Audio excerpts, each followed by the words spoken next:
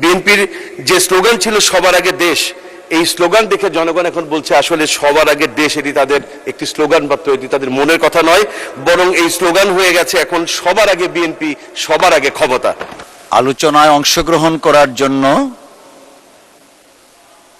অনুরোধ জানাচ্ছি পিরোজপুর 1 আসন থেকে নির্বাচিত মাননীয় সদস্য জনাব মাসুদ সাইদি। জনাব মাসুদ সাইদি, আপনার সময় 5 মিনিট। ধন্যবাদ আপনাকে। বিসমিল্লাহির রহমানির রহিম।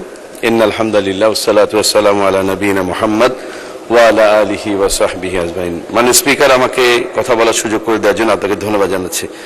মাননীয় স্পিকার, আমি শুরুতেই শুকরিয়া আদায় করছি আমার মহান রবের, যিনি আজকে আমাকে এখানে দাঁড়িয়ে কথা বলার সুযোগ করে দিয়েছেন। একই সাথে আমার পিরোজপুরের সর্বস্তরের জনগণের প্রতি গভীর কৃতজ্ঞতা জানাচ্ছি।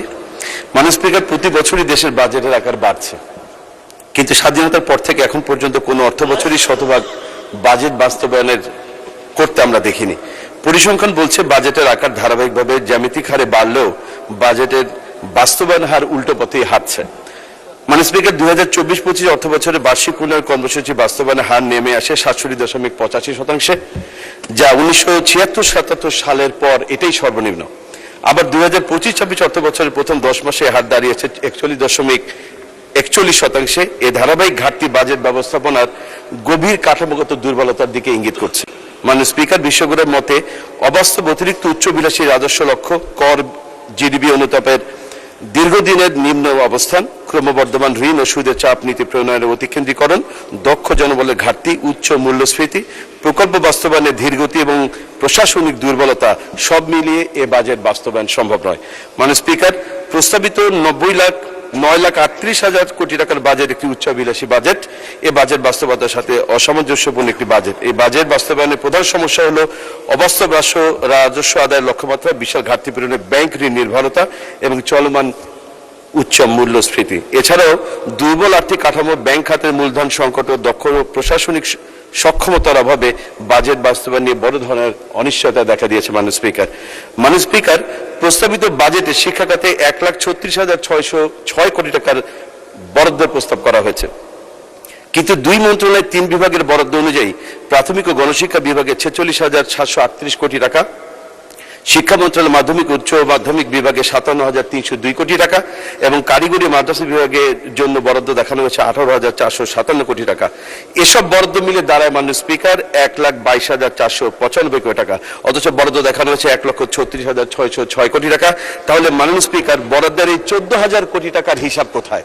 এই টাকা কোথায় খরচ হবে সেই বিষয়টি এখানে দেখানো হয়নি। মাননীয় স্পিকার, আমাদের মাননীয় অর্থমন্ত্রী তার বাজেট বক্তৃতা জুলাই গণ অভ্যুত্থানের চেতনা বাস্তবায়নের কথা বললেও আমরা দেখতে পাই মাঠ পর্যায়ে বিএনপির অনেক কাজই জুলাই স্পিরিটের সঙ্গে মেলে না। মাননীয় স্পিকার, এখানে জমি দখল, অফিস দখল, বেপরোয়া চাঁদাবাজি চলছে।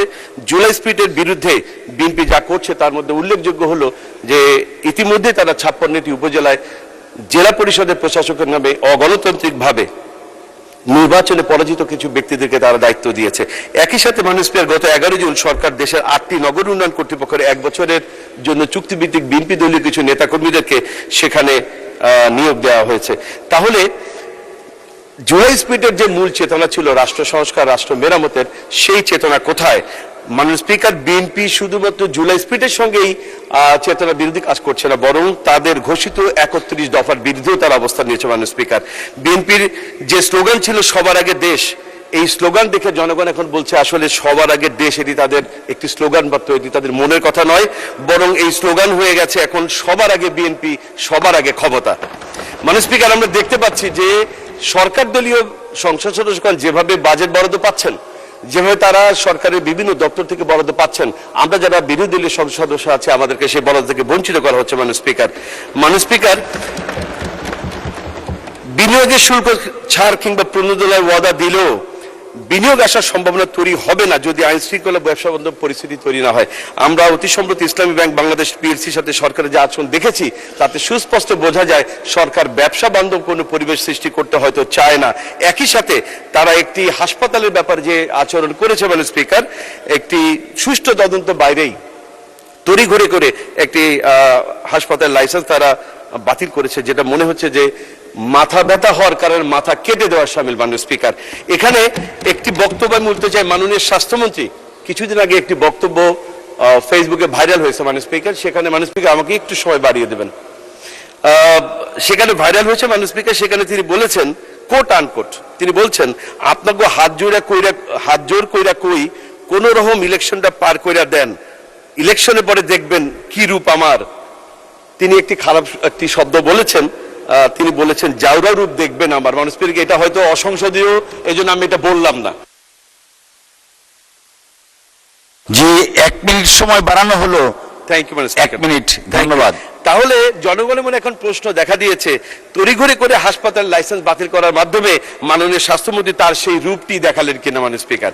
মাননীয় স্পিকার, আমি আমার এলাকার কিছু কথা বলতে চাই মাননীয় স্পিকার। আমার নির্বাচনের সময় আমার নির্বাচনের ওয়াদার মধ্যে দুটি ওয়াদা খুব প্রথম সারির দিকে ছিল। একটি ছিল পিরোজপুরকে একটি অর্থনৈতিক অঞ্চল হিসেবে ঘোষণা করে আমাদের শিল্প কলকারখানা স্থাপনের মাধ্যমে কর্মসংস্থান সৃষ্টি, এবং আরেকটি ছিল পিরোজপুরে রেল লাইন নেওয়ার জন্য। মাননীয় স্পিকার, আমি মাননীয় প্রধানমন্ত্রীকে ধন্যবাদ জানাই। আমাদের নির্বাচনের এই আমার যে ওয়াদাটি ছিল, যেটি আমি জাতীয় সংসদে আমার ৭১ বিধিতে বক্তব্যে বলেছিলাম, আমার সেই দুটি দাবি পূরণ হয়েছে। পিরোজপুরকে অর্থনৈতিক অঞ্চল ঘোষণা করার জন্য একটি পাশ হয়েছে এবং রেল লাইনে যাওয়ার ব্যবস্থা হয়েছে, এই জন্য মাননীয় প্রধানমন্ত্রীকে আমি ধন্যবাদ জানাচ্ছি। একই সাথে আমার পিরোজপুরে মাননীয় স্পিকার ৬,০০০ কোটি টাকা দুর্নীতি হয়েছে, যেটি এই সংসদে সকলে জানেন।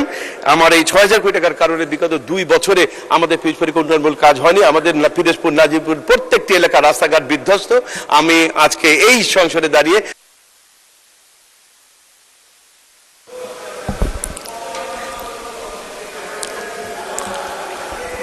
ধন্যবাদ।